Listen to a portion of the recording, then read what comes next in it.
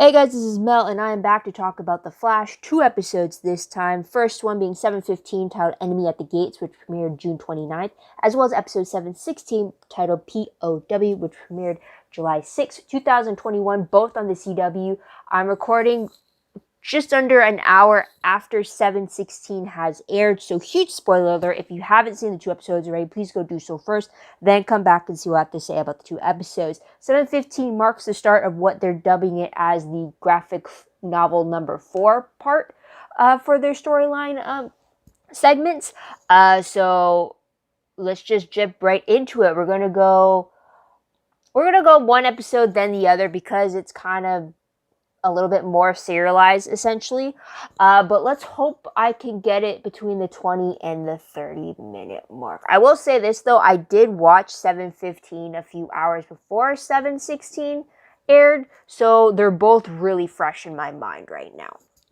And yeah, so I'm definitely up to date and really excited about what's to come next. But let's really get into it first with these episodes. So 7:15, timeline-wise, it's 1 week since the events of 7:14. This was said by Kramer when she said that Joe found a lot about Operation Griffin within the 1 week since she told him, or like since she read him in on it.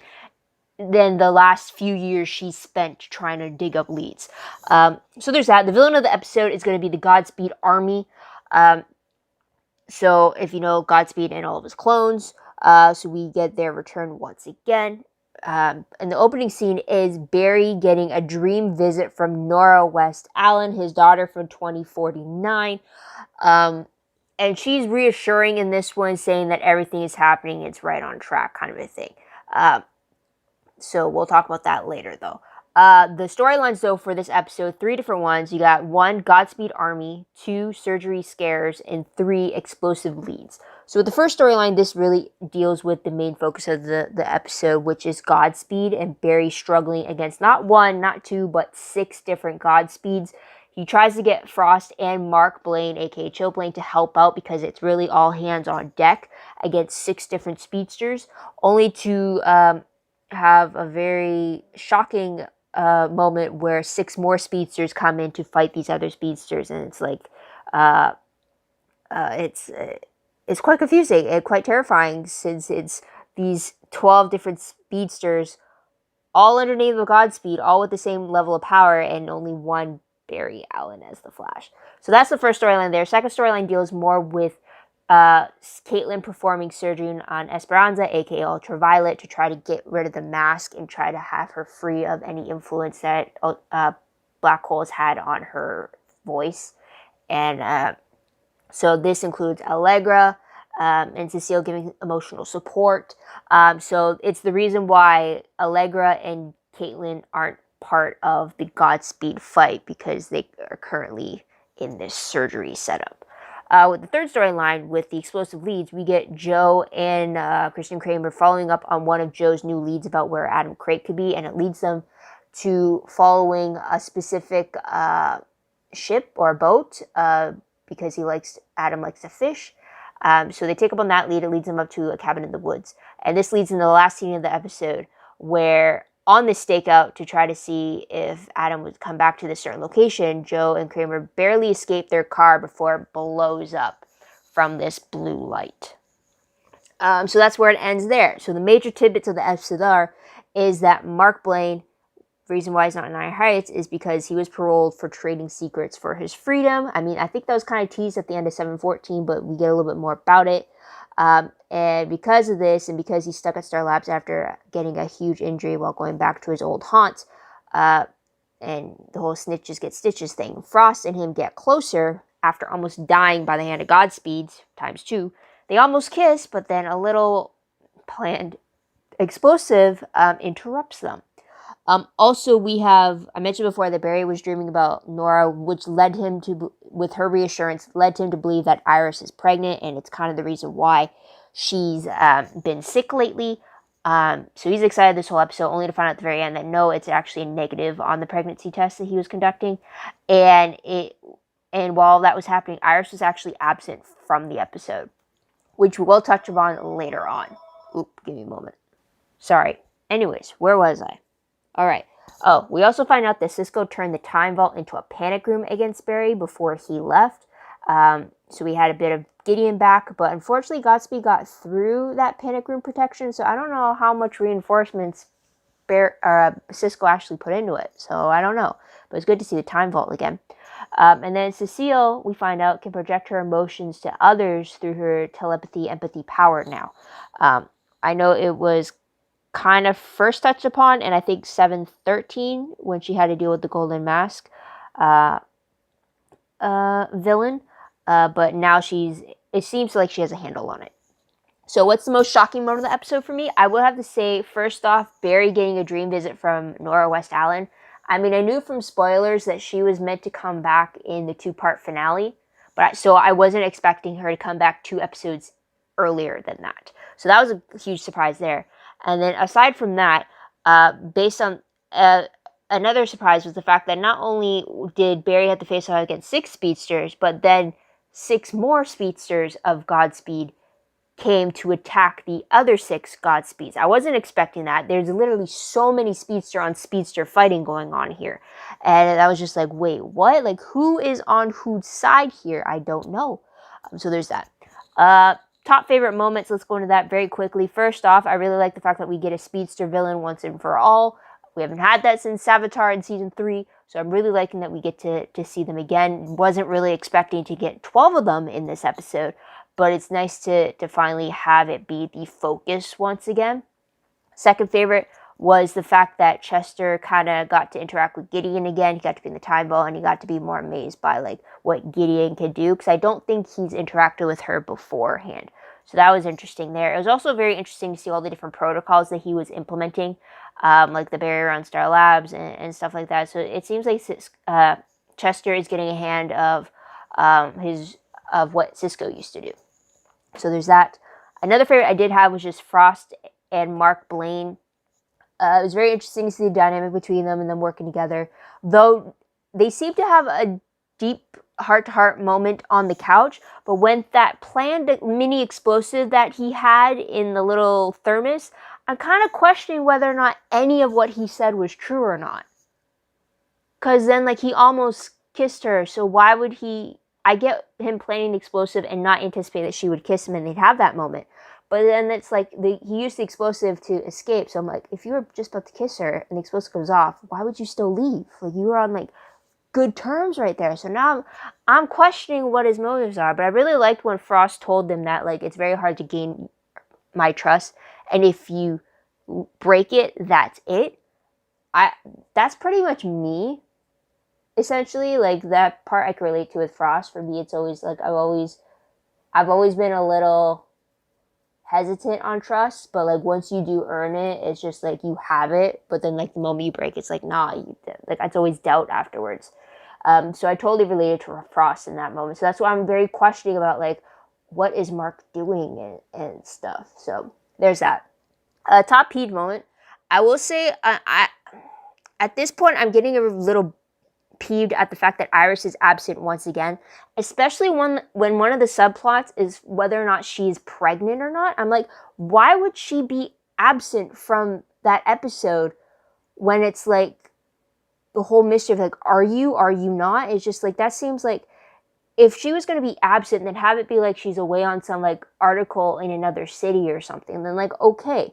But it's like, this is literally this really like involves her. It's like, why would you have her not in the episode to begin with? So I was a little peeved by that, especially when she's kind of been like very like minimal, or she was absent in the last 2 episodes. So it's really getting to be annoying at this point. And then also, I'm just finding the whole pregnancy storyline, I think I mentioned it before in my previous video, but the fact that like they really had it as a subplot in this episode, it seems too quickly for me, even though Barry's the Flash, and like I'm supposed to believe that like because he's the Flash and speed and all that, it just means that he's gonna get her pregnant faster. It's just like, no, it just seems like it's like in those stories where they're not planned out, all of a sudden in that one same chapter you seed it that they're pregnant, and at the very end of that same chapter you reveal that they're pregnant.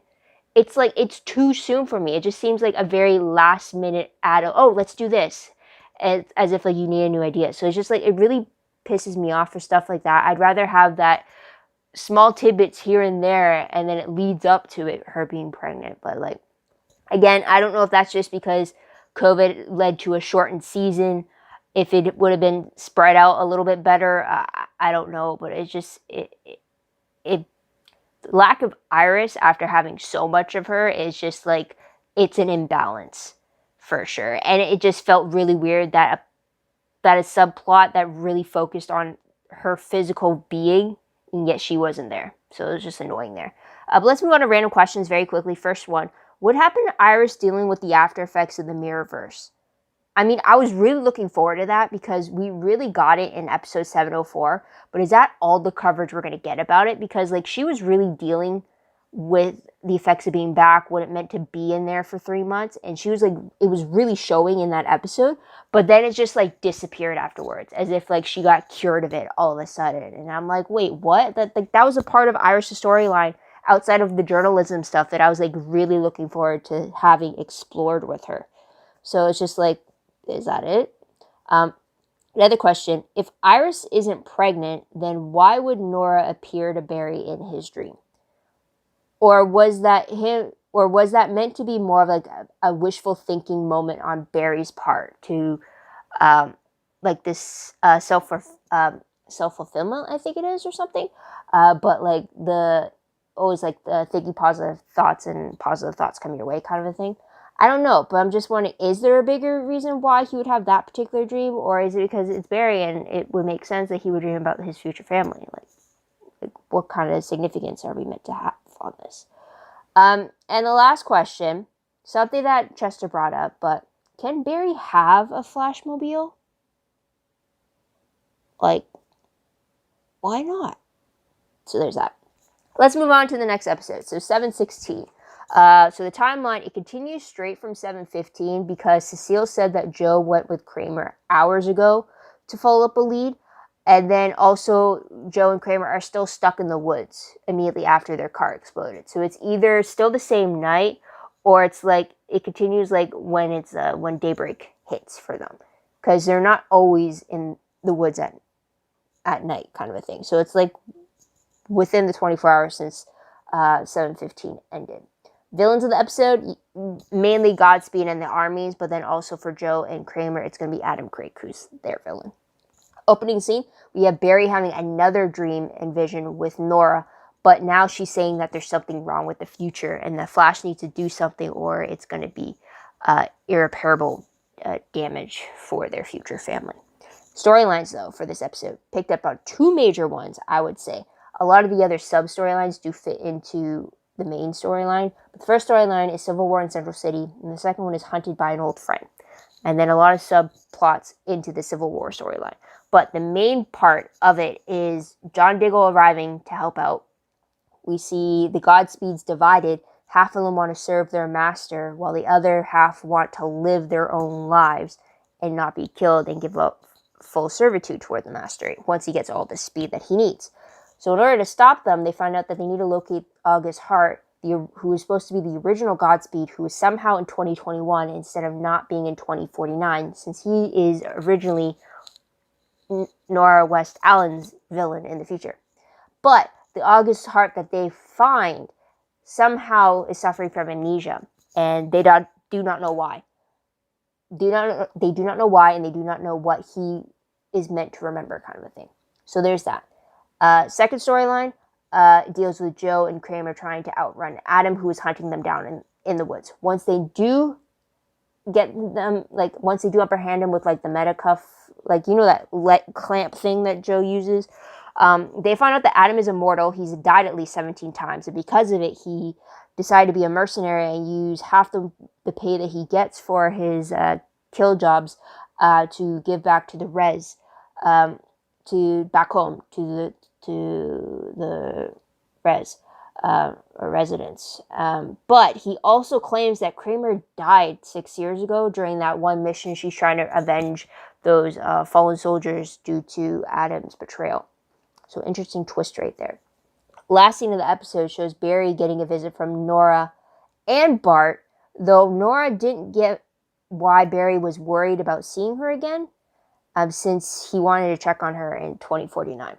But Barry's definitely stunned that he not only has his daughter back, but now he also has a son. So there's that. But she did confirm that Iris is going to be fine, because if she wasn't, then the twins wouldn't be there. So there's that. Major tidbits, though. So the tidbits now we're going to talk about does have some subplot elements to the Civil War storyline. So we find out that Iris hasn't been sick. She's actually been plagued with something that Dion needed to use his Still Force powers to stabilize Iris, because apparently she keeps jumping between the temporal planes or something. Like, she keeps jumping out of the timeline, and they don't know why. So he has to take her into kind of like his version of the Speed Force, like in a temporal plane, where he can stabilize her and keep her there until they figure out what is going on with Iris. So that's why I guess that's their explanation about why Iris has been lacking in appearance in the last few episodes. So there's that. We find out from him, though, that Speed Force Nora is trying to eliminate all the Godspeed clones within the Speed Force, but they are regenerating too quickly for her. And also because they're artificial and they're all clones, they're not able to hold the speed long enough, which is why they keep coming after Barry each and every time. So there's that.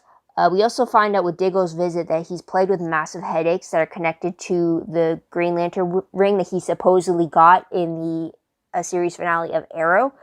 Apparently, he also mentioned that he went to Gotham for testing, which they found nothing for it. But we do know that he did appear in a Batwoman episode, which I haven't seen yet, so I probably should go see that first.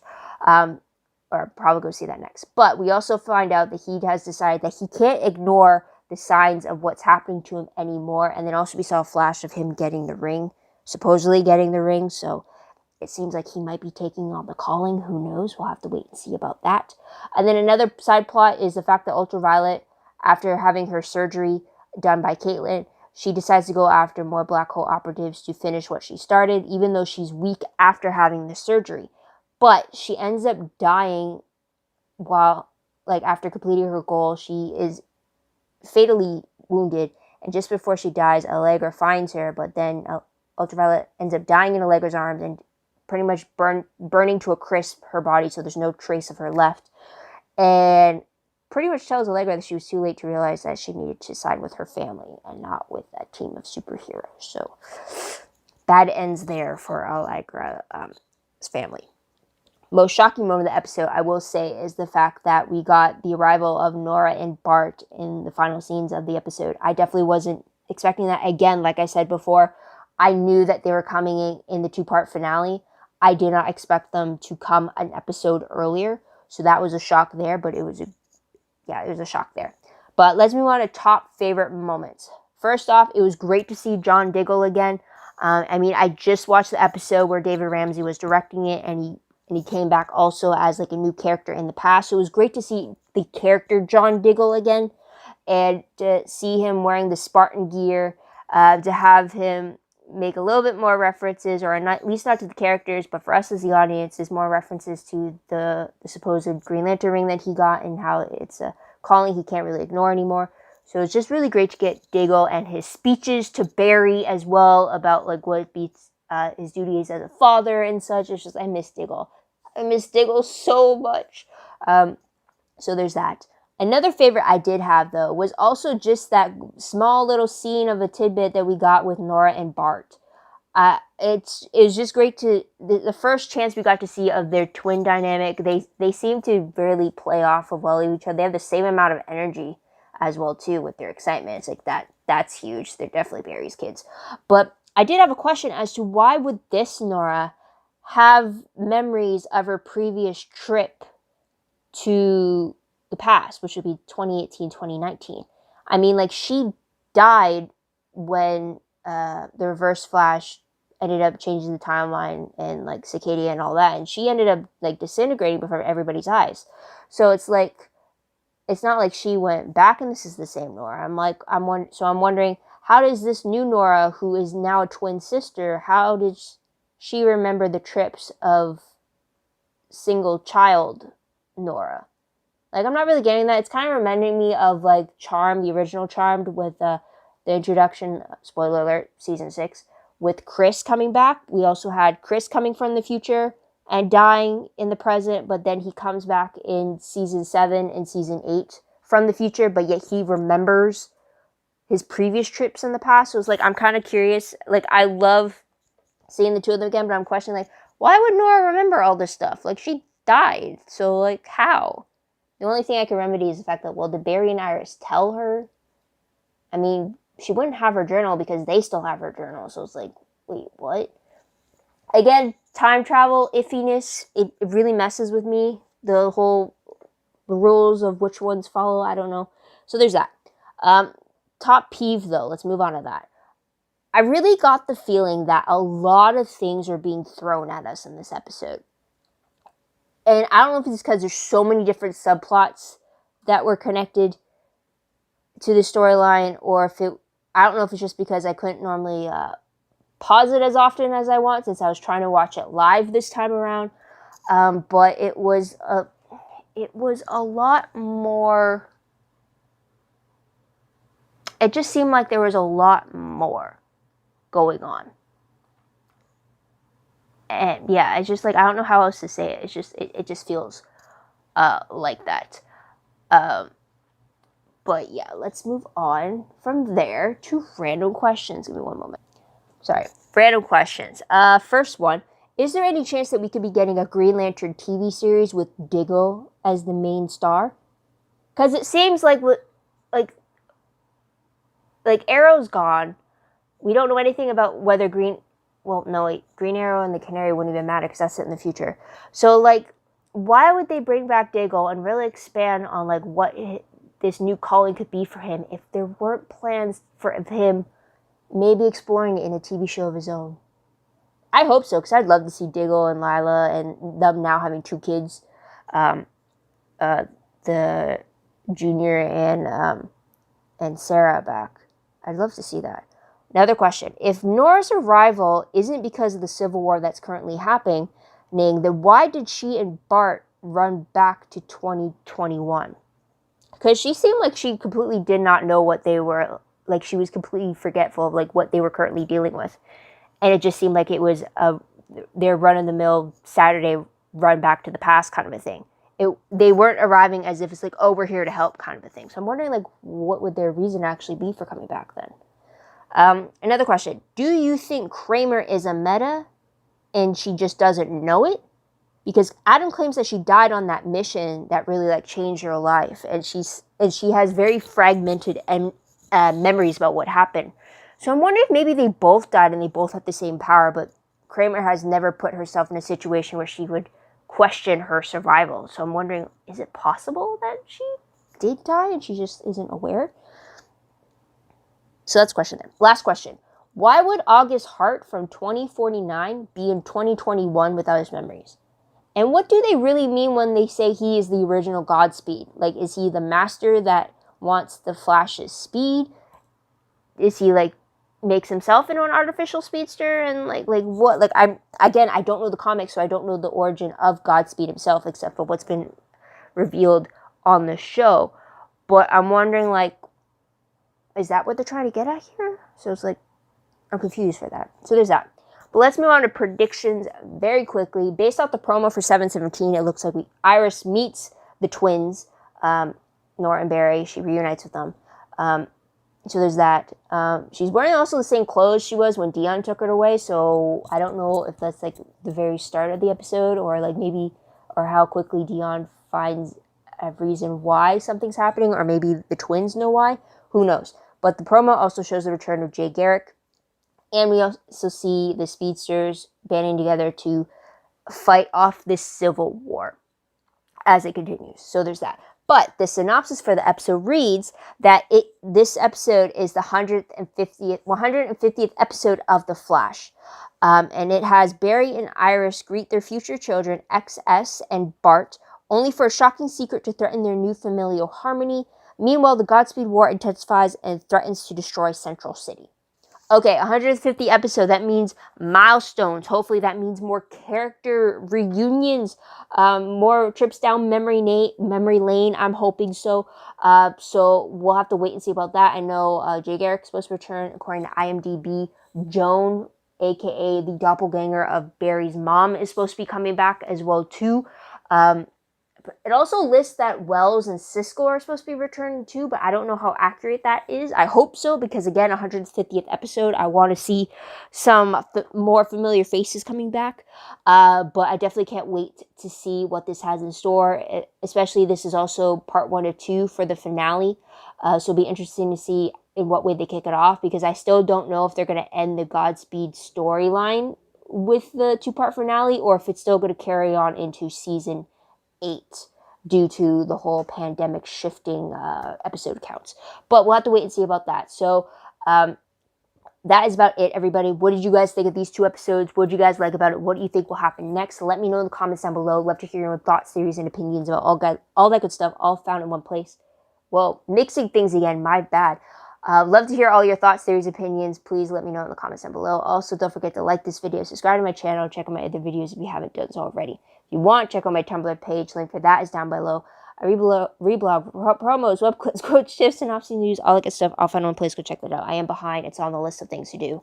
But if you want to follow me there and just be notified on when things do get updated, that's the place to do it. WordPress also is linked down below. Anything I post online is connected to WordPress. A little more organized, a little more detailed, but still a work in progress as well. So guys, the plan will be that I will be doing episode 17 and 18 together, just because it's a 2-part finale, so I might as well do the video recap together. But I definitely plan to watch it live next week instead of waiting until the day of the episode 18 airs to watch both of them. Or we'll see how my schedule goes. But I really, because like what's happening in next week's episode, it seems like something I can't just hold off for more than a week, you know, because it's excitement. I want to see what this dynamic is about. So I hope you guys check in about that video. Click that notification bell if you want to be notified on when that video is actually posted. In the meantime, check out my other videos if there's something else I talk about that you have an interest in. Till then, guys, this is Mel. Wish you all a great day, great week wherever you are. Stay safe and have yourself a great day. Bye for now.